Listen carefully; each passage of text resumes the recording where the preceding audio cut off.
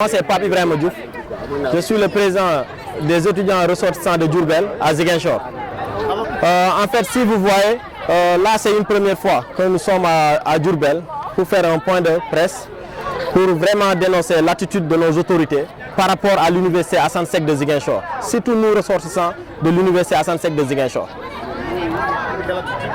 Voilà, en fait, le premier constat que nous avons observé, c'est une discrimination à l'égard des autres universités. Parce que moi qui parle avec vous, je suis à ma 7e année.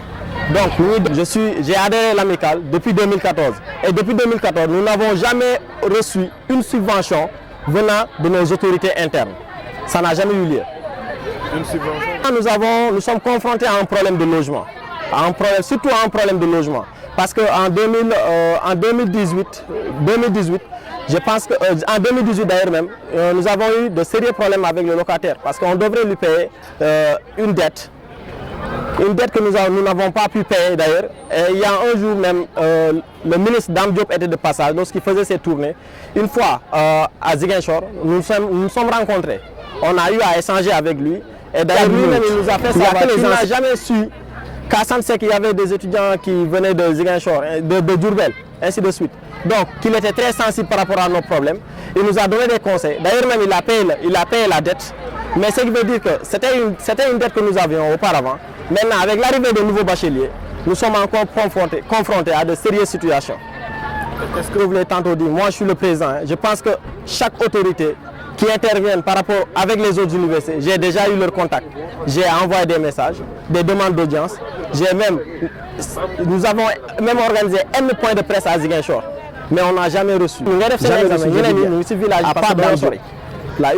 La seule fois qu'il l'a fait, à part Dame Diop, on n'a jamais vu une autorité. Ne serait-ce que même passer à Ziguinchor pour essayer de s'imprégner de la situation que nous confrontons, on ne l'a jamais vu. Alors, comment vous faites pour vivre alors? Bon, d'habitude, c'est des cotisations par ancienneté, critères d'ancienneté. Ceux qui sont à deuxième année, qui perçoivent le bourse, ils sont obligés et contraints de participer dans l'amicale à hauteur de 5 000 francs chaque fin du mois.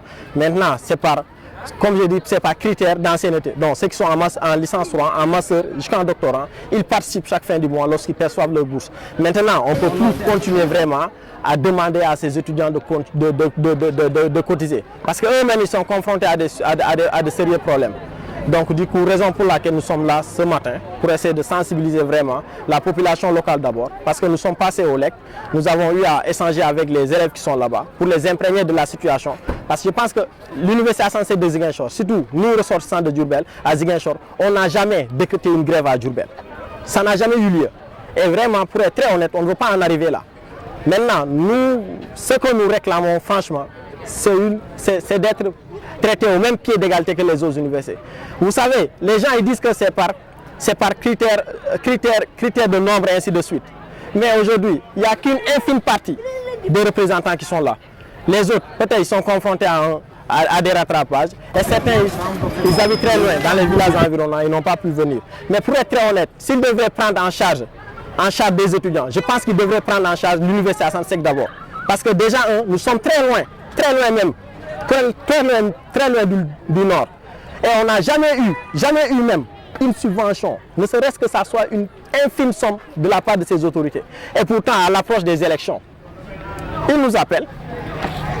Quand ils ont besoin de nous, ils nous appellent. Maintenant, pour être très honnête, on n'en peut plus. Et ça, c'est un premier pas.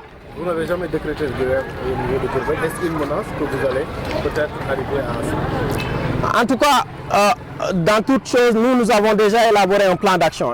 Ça, c'est juste le premier plan d'action. Et nous n'espérons pas vraiment en arriver au second plan. Parce que ça risque vraiment de dégénérer. Tout ce que nous réclamons, c'est qu'ils nous mettent au même pied d'égalité que les autres.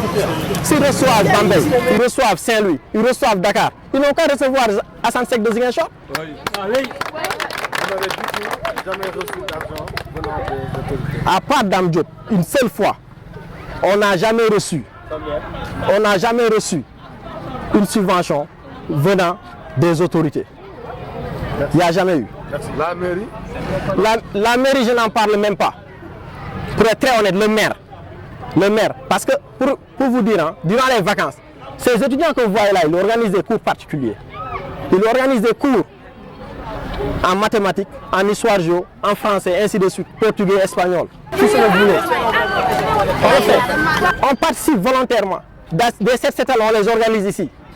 La dernière fois, le plan d'action que nous avons eu à élaborer ici avec le maire, il nous a reçus, on a eu à échanger avec lui, parce que nous avons lancé un projet de recyclage des déchets plastiques et autres. Mais ce projet s'est envolé en vain, parce que le maire il n'a même pas voulu nous accompagner sur ce projet.